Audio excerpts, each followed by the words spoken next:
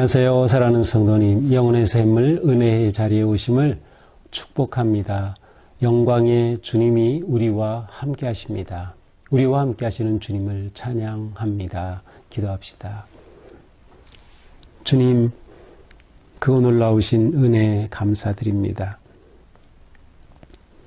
이스라엘 백성들을 구원하시고 복의 땅으로 인도하시며 그들에게 생명과 같은 계명을 주셨듯이 오늘도 주님의 주시는 생명의 말씀을 저희들이 받기 원합니다. 주님의 말씀 위에 든든하게 세워지는 거룩하고 아름다운 인생의 집을 짓게 하여 주시옵소서. 말씀대로 순종하며 살기에 힘쓰는 저희가 되게 하여 주시옵소서.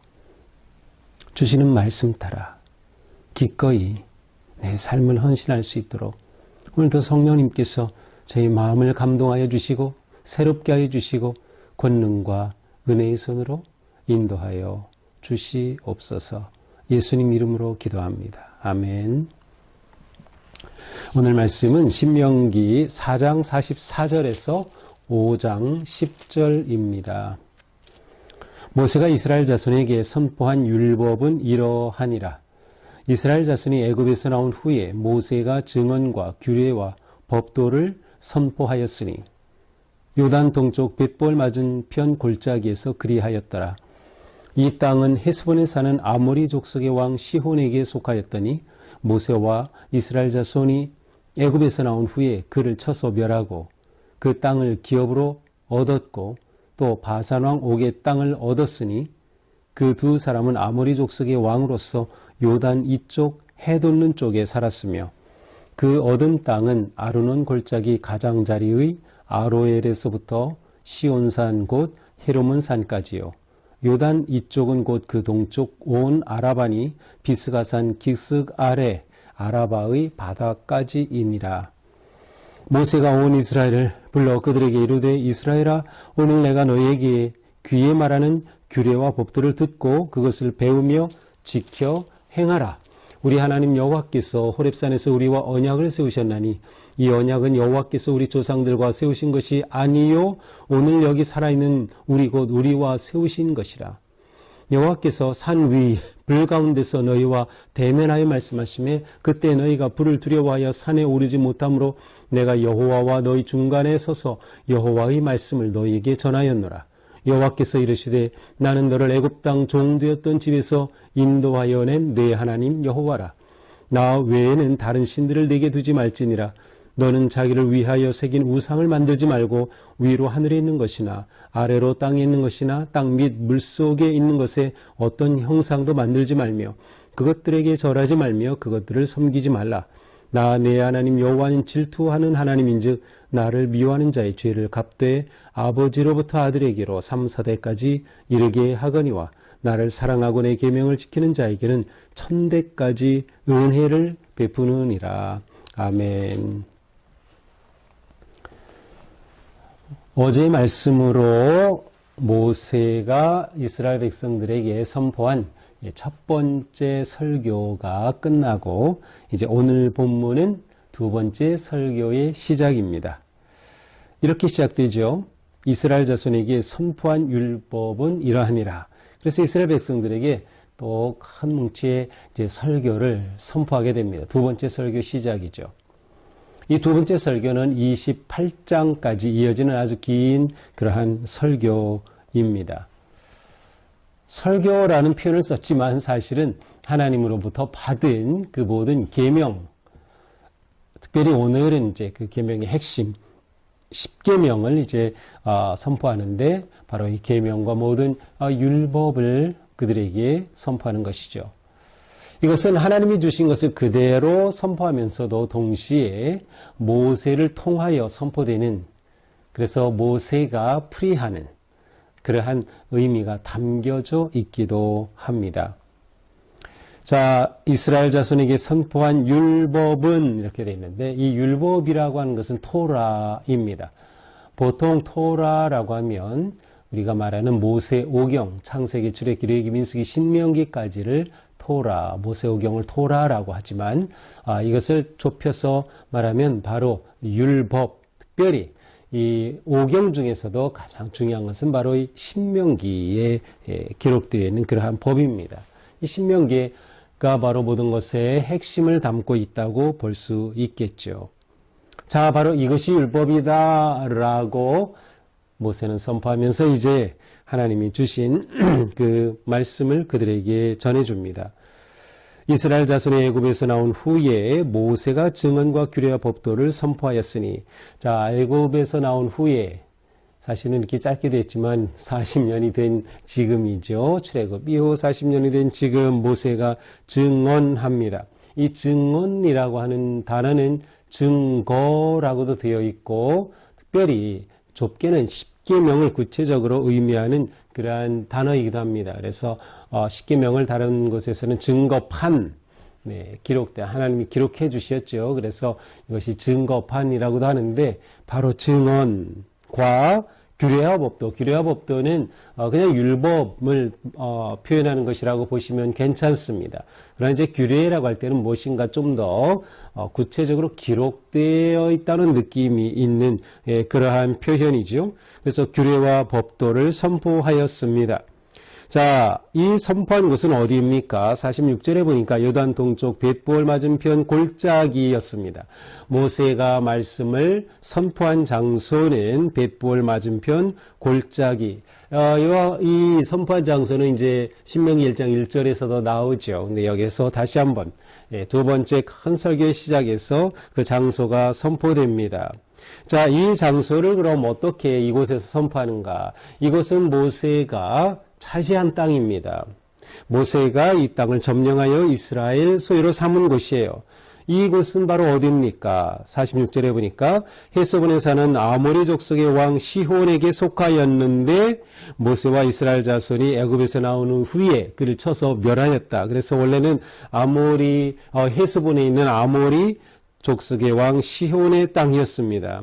자, 이곳을 차지한 그 내용은 2장 24절에서 우리가 이미 봤어요. 그래서 하나님께서는 바로 이 땅을, 헤스본을 점령하라. 그래서 2장 24절에 보니까 너는 일어나 행진하여 아르논 골짜기를 건너라. 내가 헤스본 왕 아모리 사람 시혼 그 땅을 네게 넘겼다. 그래서 모세가 이 땅을 차지한 겁니다. 바로 그래서 이곳에서 이제 이렇게 말씀을 선포하는 것이죠. 또 그와 함께 아울러서 47절에 보니까 바산 왕 옥의 땅을 얻었습니다. 그래서 두 나라죠. 아모리 족속의 왕 시온의 땅, 바산 왕 옥의 땅, 이 큰 두 곳을 모세가 차지하게 된 거죠.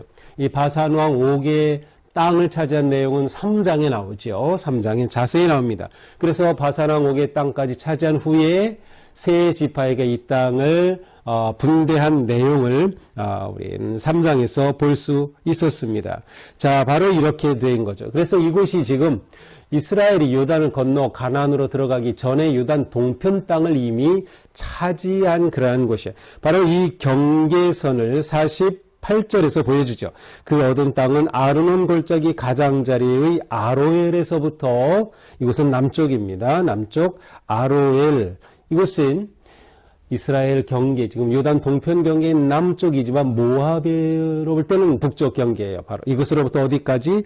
헤르몬 산까지. 헤르몬 산은 갈릴리 북쪽에 있는 아주 높은 산이죠. 그 거리가 굉장히 넓습니다. 바로 이곳을 차지한 거예요. 그래서 이 세 지파로 나눌 때 바로 이 헤르몬 산 북쪽은 므낫세 반지파에게 북쪽 지역을 분배한 것을 여호수아서에 가서 보면 우리가 볼 수 있습니다. 자, 이렇게 이 경계선까지 이렇게 말해줍니다. 요단 이쪽 그 동쪽은 온 아라바니 비스가 기슭 아래 아라바의 바다에까지 이르느니라. 그래서 그 전체 지역의 경계를 보여줍니다. 자, 이제 5장으로 넘어가면 모세가 드디어 그들에게 하나님의 계명을 증언을 선포합니다. 모세가 온 이스라엘을 불러 그들에게 이르되 이스라엘아, 오늘 내가 너희의 귀에 말하는 규례와 법도를 듣고 그것을 배우며 지켜 행하라. 자, 이제 내가 너희에게 선포한다. 이 규례와 법도를 어떻게 됩니까? 세 가지: 듣고, 배우고 행하라. 듣고 배우고 행하라. 자, 들으라는 것은 주목하여 잘 들으라는 것이죠. 그것을 받아들이라는 것입니다. 그것을 나의 삶의 법으로서 받아들이라는 것이에요. 그것을 배우라는 것은 끊임없이 그것이 무슨 내용인지, 하나님의 뜻이 무엇인지, 내 삶에 어떻게 적용할 수 있을지 계속해서 공부하라는 거예요. 우리가 매일 말씀을 묵상하듯이, 성경을 공부하듯이 이것을 배우라는 것이죠. 그 다음에 지켜 행하라. 행하지 않으면 아무 의미가 없어요. 행해야 가치와 의미가 있죠. 그래서 그것을 지켜 행하라고 말씀하면서 이제 그 말씀을 선포하게 됩니다. 자, 선포하게 될 말씀은 어떠한 말씀이에요? 여호와께서 호렙산에서 우리와 언약을 세우신 것이다. 2절 호렙산, 시내산, 십계명을 주신 것이죠. 바로 이곳에서 우리와 언약을 세우셨는데 바로 그 언약의 핵심이 뭐예요? 바로 십계명인 것이죠. 이 언약은 여호와께서 우리 조상들과 세우신 것이 아니요 오늘 여기 살아있는 우리 곧 우리와 세우신 것이다. 이것은 사실 그들의 조상에게 처음 선포됐어요. 십계명은 알려졌어. 그러나 이 계명은 조상에게 준 것으로 끝난 것이 아니라 실은 바로 우리에게 출애굽 2세대에게 가나안에 들어가 살아야 할 이 세대에게 주시는 거예요. 따라서 오늘 여기 살아있는 우리와 세우신 것이다. 그래서 이미 39년 전 받고 떠났던 그 계명이 바로 이제 너희를 위한 것이었다라는 것을 분명히 말하는 겁니다. 그러므로 이 십계명은 과거의 법이 아니라 바로 현재 적용하고 살아야 할 법이 되는 것이죠. 여호와께서 산 위 불 가운데 너희와 대면하여 말씀하시매. 자, 이것은 십계명을 주실 때, 율법을 주실 때의 그 모습을 설명합니다. 산 위 불 가운데서 너희와 대면하여. 자, 이스라엘 백성과 대면했나요? 우리가 어제인가요? 앞에서 봤지만 하나님께서는 형상을 만들지 말라. 왜? 내가 너희들에게 형상으로 보인 적 없어. 너희가 나를 형상으로 본 적 없지. 모세가 그들에게 이렇게 설명하죠. 그러니 하나님은 어떤 형상을 만들어 하나님을 형상으로 만드는 거 다 아니다라고 하셨어요. 그런데 여기서는 하나님과 대면했다라는 거죠. 사실 이것은 얼굴과 얼굴 이렇게 보고 하나님의 모습을 봤다는 의미가 아니라 하나님께서 그들을 만나주셨다는 것을 말해요. 하나님이 그들을 만나주셨다. 어떻게? 불 가운데 음성으로 그들을 만나주신 거죠. 그들을 직접 만나주시고 그들에게 음성을 들려주신 것. 그래서 얼굴의 대면이 아니라 하나님께서 그들과 함께 하시고 직접 주신 말씀을 설명하는 그런 표현입니다. 그때 이들은 어땠어요? 두렵다고 그랬죠. 두려워서 감히 하나님을 보지 못했어요. 그래서 모세를 통하여서 모세가 중개자로서 그들에게 말씀을 전해주게 된 것이죠. 자, 6절부터는 이제 십계명의 시작입니다. 나는 너를 애굽 땅 종되었던 집에서 인도하여 낸 네 하나님 여호와라. 하나님 자신이 스스로 누구이신가를 그들에게 밝히십니다. 나는 종되었던 너희를 집에서 인도하여 낸, 애굽에서 인도하여 낸 내 하나님 여호와다. 이것은 하나님께서 즐겨 사용하시는 표현이에요. 하나님은 이게 너무나도 자랑스러워 하셨던 것을 우리가 느낄 수 있어요. 나 너희를 애굽에서 건져낸 여호와 하나님이야. 나 너희를 구원해낸 여호와 하나님이야. 하나님은 이렇게 자기를 계속 말씀하셔요. 하나님의 자기 설명입니다. 이것은 이스라엘 백성들에게 굉장히 중요한 거예요. 그들의 정체성을 결정하는 것이 바로 이것에 달려있기 때문이죠. 이스라엘 백성들의 정체성은 하나님이 그들을 애굽에서 건져주셨다라고 하는 이것에 있습니다. 하나님의 이 놀라운 자기 선언이죠. 하나님이 인도하셨다. 인도할 때로서 구원을 하셨다라는 의미가 있어요. 자, 그 다음 첫 번째 1계명이 선포됩니다. 나 외에는 다른 신들을 내게 두지 말지니라. 자, 여기서 우리가 중요한 것은 너희를 구원했나이다. 그 다음에 계명입니다. 그러니 하나님이 계명을 주신 것은 은혜로 주신 겁니다. 자, 내가 너에게 계명을 줬으니까 이것을 지키면 내가 너희를 구원할 게가 아니고요. 그들을 구원해내신 후에 계명을 주신 거예요. 이것이 하나님의 사랑과 자비입니다. 우리가 구원받은 것 계명을 지켜서가 아니죠. 예수 그리스도의 은혜로 구원을 받았으니 구원받은 우리에게 하나님의 말씀이 주어지는 겁니다. 똑같아요. 구약도 율법 시대라고 하지만 그러나 은혜의 시대임을 알 수 있어요. 하나님께서 그들에게 은혜로 구원하여 주셨고 구원받은 그들이 살아갈 법을 그들에게 주신 것이죠.